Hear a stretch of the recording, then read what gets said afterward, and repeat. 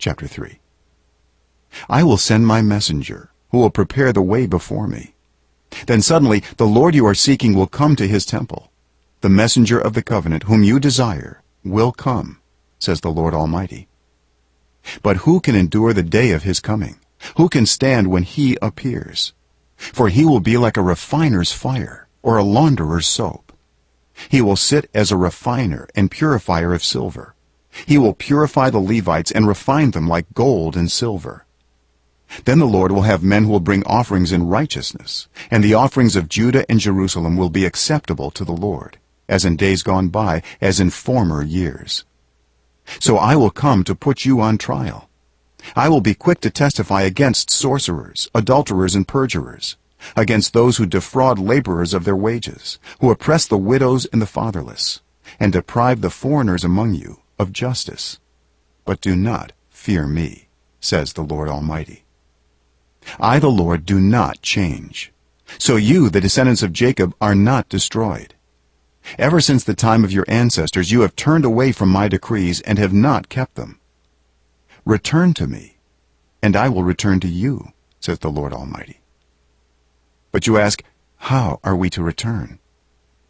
Will a mere mortal rob God? Yet you rob me. But you ask, how are we robbing you? In tithes and offerings. You are under a curse, your whole nation, because you are robbing me. Bring the whole tithe into the storehouse, that there may be food in my house. Test me in this, says the Lord Almighty, and see if I will not throw open the floodgates of heaven and pour out so much blessing that there will not be room enough to store it. I will prevent pests from devouring your crops, and the vines in your fields will not drop their fruit before it is ripe, says the Lord Almighty.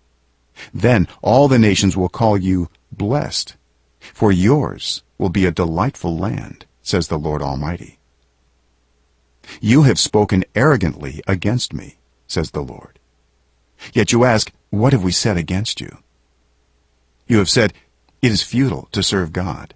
What do we gain by carrying out his requirements and going about like mourners before the Lord Almighty? But now we call the arrogant blessed. Certainly evildoers prosper, and even when they put God to the test, they get away with it. Then those who feared the Lord talked with each other, and the Lord listened and heard.